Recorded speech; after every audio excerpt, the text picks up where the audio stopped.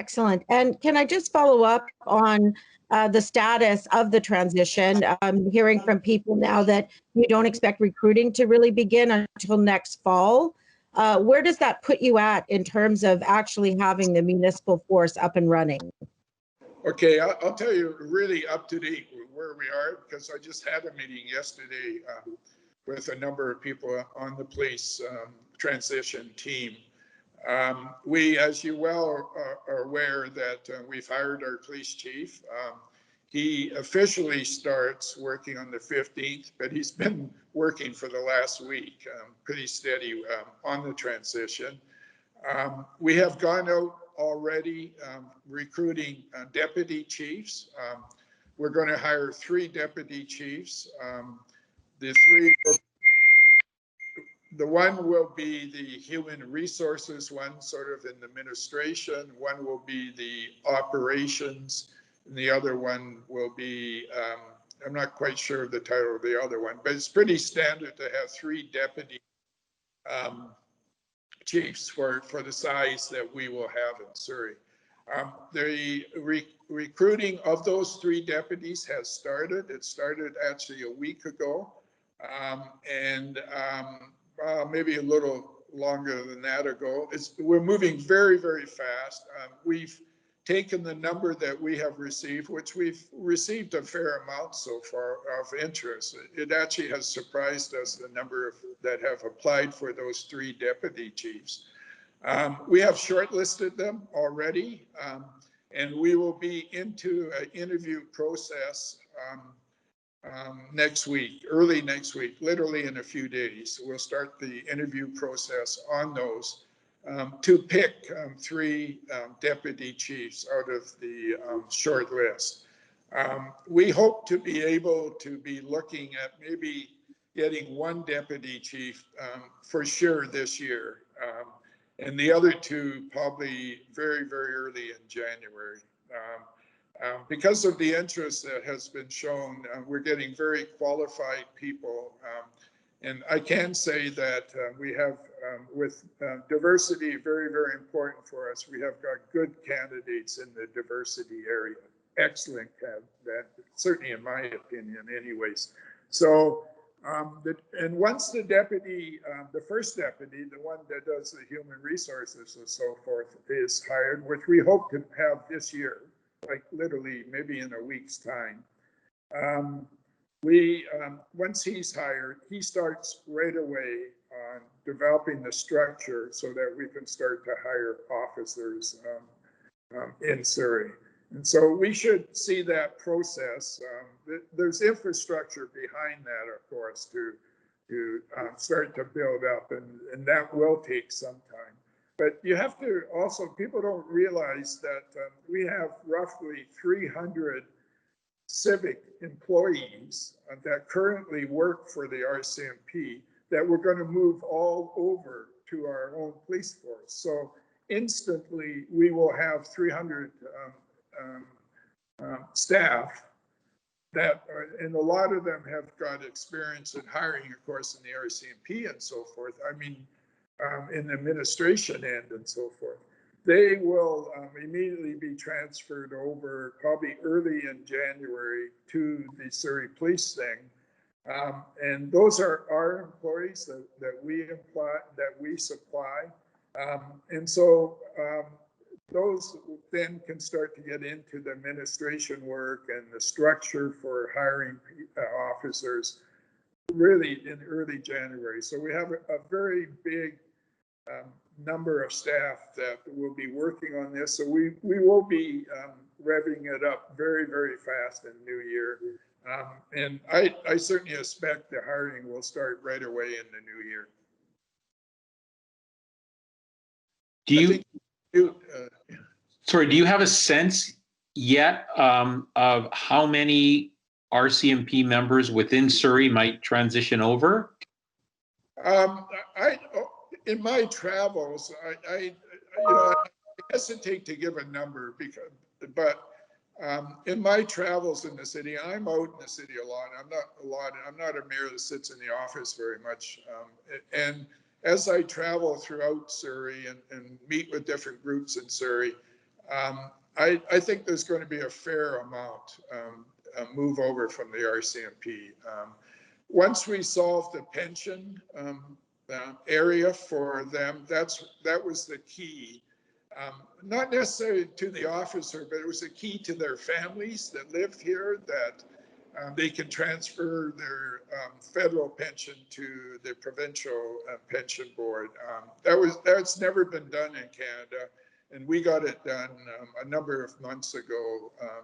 And so that was a real key for them to move over. So I think they're going to come over in the hundreds anyways on the transport. And we've also had a lot of interest. Every day we get interest from Edmonton police officers wanting to move down here. I personally have got a call from a group of Calgary police officers that want to move over as soon as the hiring starts. So we're starting to get literally every day or every other day people requesting when can they make applications to it. Okay. When you look, just sticking with policing for a moment, when you look at StatsCan data, these aren't new numbers to you. In 2019, Surrey had 140 police officers for every 100,000 residents, which is significant below the next the largest city, Vancouver, which has 196 officers for 100,000. And since then, as you say, the population has continued to boom in Surrey. And under your administration, there have been 0 new officers hired in 2019, 2020, and none are budgeted for 2021. And we have the Surrey Board of Trade recently taking the extraordinary step of writing to the Premier warning of concerns about insufficient resources to safely police the city. Should Surrey residents be concerned about this trend? No, I don't think so. We monitor, of course, the crime rates and the call requests, and I meet with our police chief Brian Edwards right now, the RCMP. I meet with him every week, and we watch very, very carefully the number of crimes and so forth. They've been on all ends of them. They have been dropping a little bit. It might be because of COVID, because people are home and so forth. And you can't completely rely on that. But having said that, our new police force is going to be a very different police force. It's going to be a community-based police service, we, as far as 2021 is concerned, the number of officers that we will have will be up to the new police chief, and we're already working with him on that. But that will be his decision how many officers we have out in for 2021. We've approved his budget for it, so he has a total budget which is $184 million to do the policing for Surrey, but it will be up to him where that money is spent. And his indication already has been that it's going to be a community-based policing, working with the community, a proactive approach. In other words, getting out crime before it happens. And he's given, and I'm sure he's given talk to your number of your reporters and so forth on how he's going to build this police force. He's comfortable with the budget, and we went over it with him very extensively, and he's comfortable that he'll be able to provide a very safe thing in 2021. And then, but you're talking about wanting to attract business to the city and how business is coming to Surrey. Does it not give you some concern when the Board of Trade itself is warning that the city isn't safe? That cannot be a good signal to business. Well, I'm actually not finding that out there. In my travels out there, businesses are actually moving to Surrey. A number of them have said because they do feel very safe. People are moving to Surrey because they do feel it's a safe community. They wouldn't be moving to Surrey in the record numbers if they felt it was unsafe out there. So I think actually just the opposite. I think people are moving, business are moving because they do feel it's safe. I have also heard from businesses that they're pleased with the fact that we're going to our own police force. We're the last big city in all of Canada to not have our own police force. A lot of these businesses are big national chains, and they're building warehouses, or they're building plants out here, but they're part of a national organization. They've done their research, and they tell me very clearly that they're building out here because they do feel that Surrey is safe. And so I'm getting the opposite feeling from and dealing with people that are putting a lot of money into Surrey in businesses. And I will also say that the people that are moving to Surrey, and I mentioned earlier, a lot of them are immigrants from Eastern Canada, and they talk to they're moving because they're could be their parents or their grandparents are out here, and they're moving out here because their people or their members of their community or of their culture are living out here, and they're telling them that it's very safe in Surrey, and that's why they're moving out here. Okay. Okay. Fair enough. I'm a realist. I know we have pockets of problems. We have a gang problem right now that's quite serious, Right. and so I do recognize it. It's not something that we have to deal with it. We have to deal with it quickly. Okay. Can I ask a quick question on the Surrey being safe? It's just somewhat related. Your own police chief currently lives in Yaletown. I don't know if there's any pressure or chat about having him move over, or whether or not that's a consideration. But if it's a community-based model that is kind of what you guys are after and what was behind this, is there any consideration around the deputies or the command structure that you are going to be hiring, that they reside in Surrey to kind of fulfill that mandate? Well, I think it's a good point. The police chief, I think, as you're aware of, was deputy chief in Delta, which is about as close to Surrey as you can. He dealt a lot in Surrey naturally because crime doesn't serve borders at all. So he's quite familiar with Surrey. As far as deputies are concerned, it's certainly a criteria. I think it's a point. But the biggest point for us and the deputies is to get diversity and representation of our different cultures in Surrey. That's by far the number one criteria for the deputy chiefs. Now, my understanding, and please correct me if I'm wrong, but as the chair of the police board, do you have a vote in the hiring, or is it a non-voting position that you had? Yeah, I cannot vote for. Yeah. I can't vote at all unless it's a tiebreaker. Yeah. Like board or on any business or anything. Right. The mayors on all municipal police boards have no vote. Basically, don't really have a lot of say either. At least I try to stay out of it because I don't have a vote. Yeah. Our primary thing is chairing the board meeting, and under the Police Act, we're the only spokesperson for the board. Right. And yeah, that was my understanding. I just wanted to clarify. And so, and I mean, I guess the mayor and council gets the one appointee to the board, which is Mr. Rolls, and then the other 7, I guess, are coming from the province. So I was just curious, I mean, from your own personal perspective, did you have a feeling? I know that Deputy Chief Steve Rye from the Vancouver Police Department was quite eager for that job and really wanted it. He lives in Surrey, has raised a family there, speaks Punjabi, and was quite keen for that job. Did you have any personal feeling about whether Deputy Chief Rye might have been a better fit over Deputy Chief Lipinski or Chief Lipinski? I mean, did you have any personal feeling about it, knowing that you couldn't actually vote? Well, and I couldn't participate. So, I left it up. Under the Police Act, it's the board that makes that decision. And I've always been a believer if a board is tasked for doing that and I don't have a vote on it, then that's up to the board to make that decision who they do.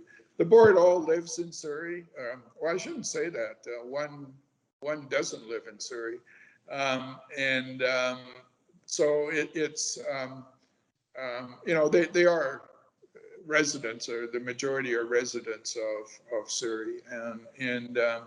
you know, it's their duty to, once they're appointed, is to pick a police chief. That's one of their first duties. So I leave it up to them. That's their, so it's not mine. On this policing question, was there a seminal moment, something from maybe your first time around as mayor or councillor that, you know, made you think that Surrey needed its own police force, or is this something you came to much later? Like, what was that? Is there one thing that you point to? I think the growth of Surrey. I mean, Surrey's the 12th largest in Canada now, and you know, we meet with the other mayors across Canada. They have all changed many years ago from the RCMP to their own police forces. It is well known, if you talk to big cities around the world, just about every big city doesn't have a national force running it. The one big issue that that I felt anyways in the city, I'll tell you how I felt, is that to have a police force, you have to have it governed by the people in your city, because they're the only people that know the issue. The RCMP has a history of governing from Ottawa. I saw it every time I was mayor. The police chief here in Surrey does have no ability to make decisions on his own. All hands are completely tied from Ottawa. I've seen it. I've experienced it for 12 years up to this time. When you have your own police, then the residents are the ones that want to decide on you know, their policing in their community. Okay. That's the number one issue. Okay. Valerie Cassidy, Valerie? Yeah, thanks, Mayor McCallum. The Surrey RCMP officer in charge, Brian Edwards, just a month ago, said that he was really concerned about the what was then the proposed 25% budget cut, and he said that that would affect adequate and effective policing, which is pretty strong. And then Linda Annis followed up after that and said the RCMP would be out of money by October 1st. So, I mean, that's a really big cut. You know, you've been talking about 2.9% just overall taxation, but that's a really big cut in anyone's budget. So can you speak to that, please? Yeah, I can.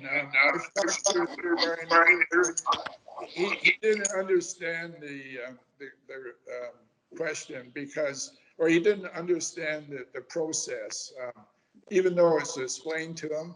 And Councillor Annis was just completely wrong in her comments.